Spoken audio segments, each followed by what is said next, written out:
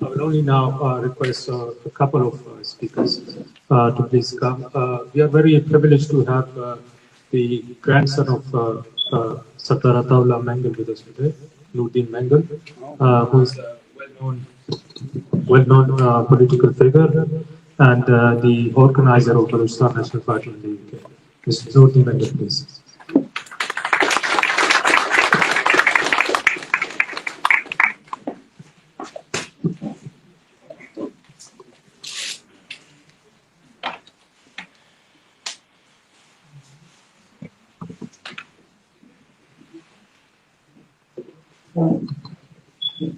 Thank you, everyone.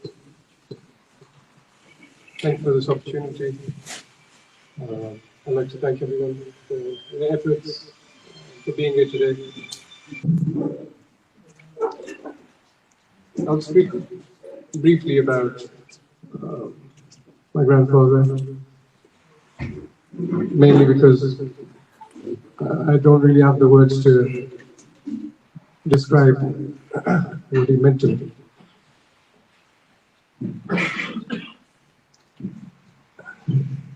All I can say is that the life and endeavors of Sardar Athaullah Meingle, the father, the son, the brother, the husband,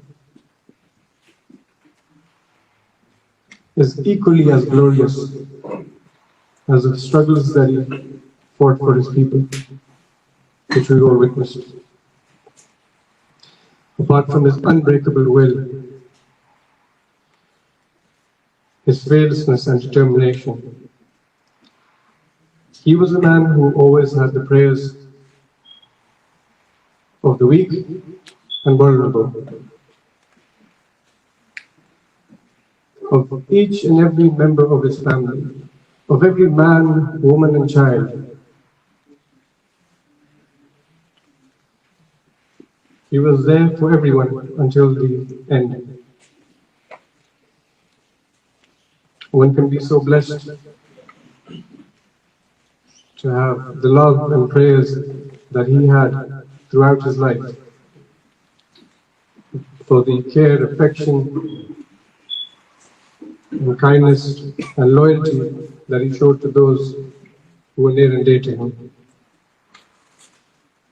And this is certainly what got him through the immense hardships and difficulties, challenges that he faced throughout his lifetime.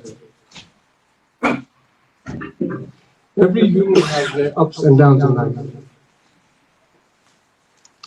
That is how life is. But it is how you deal with those phases in your life. It is how you conduct yourself, how you behave towards others, and how you show faith that defines you. Sardar Athaullah shined not only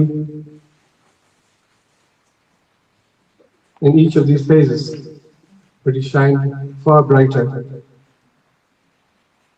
in the dark times. To keep the morale of the oppressed people that he spoke up for, to keep their morale high. He shined brighter through the sufferings and pain. He never gave up, never lost hope, fearlessly remained steadfast and committed to his resolve.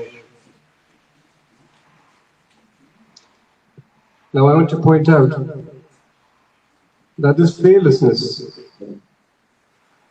was deeply rooted in his love for his motherland and his people. It took love and compassion to do what he did in his life. I often think about how a man driven with such love, who had so much in his heart for the people that he cared about, could bear with the pain, sufferings, and loss of their loved ones.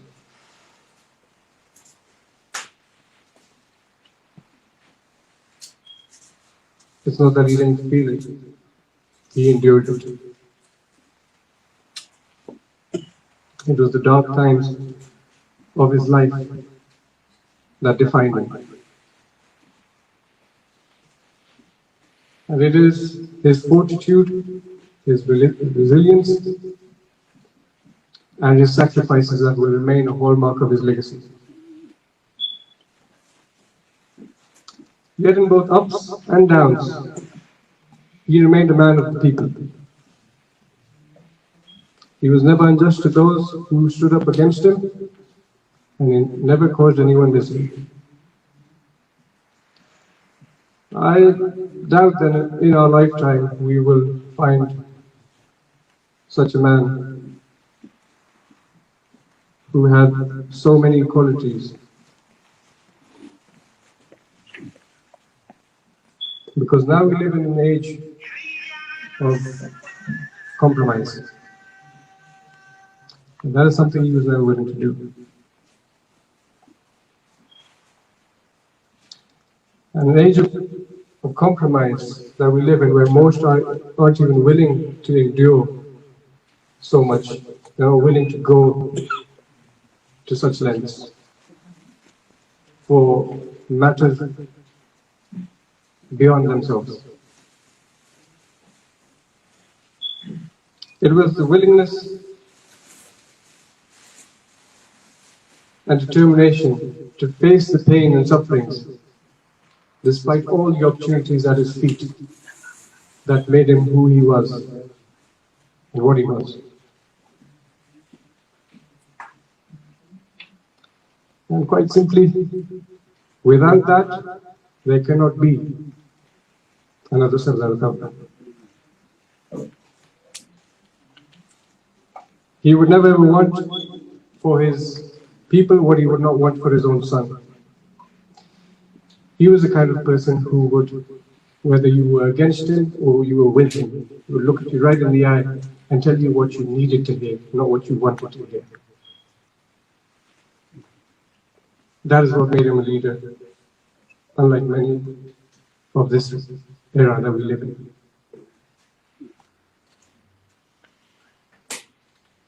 So that is not only the name of a man, it's the name of a way of life. It's the name of a vision, a cause, an idea.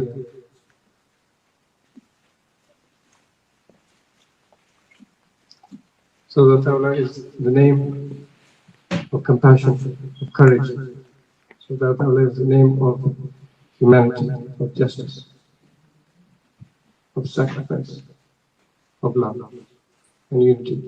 Unity is something he strived for, not only amongst his own people, but also for nations, oppressed nations. And he became a symbol of unity.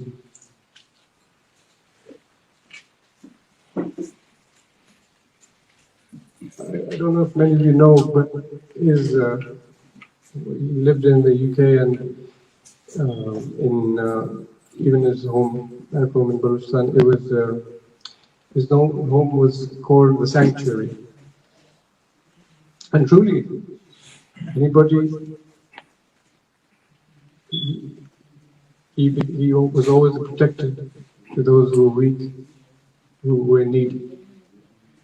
And I believe that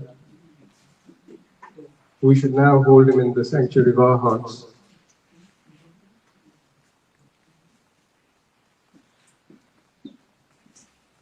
And keep him alive.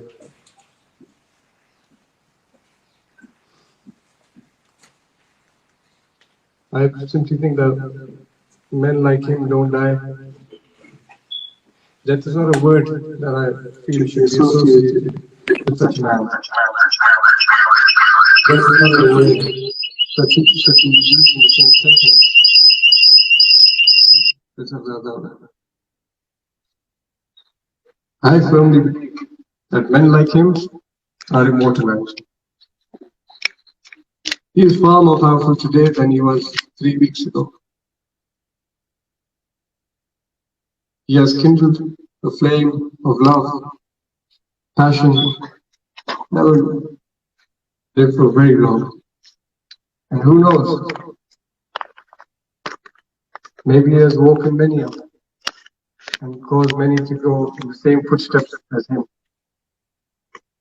With his passing, many have seen how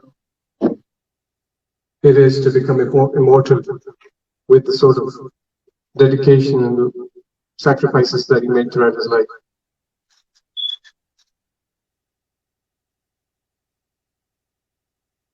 And like the stars above us, he is now very far from the reaches of his tormentors. One thing I am certain about, like the sun, moon and stars, he will outlive his tormentors. And he will outlive the tyrants who are yet to be born.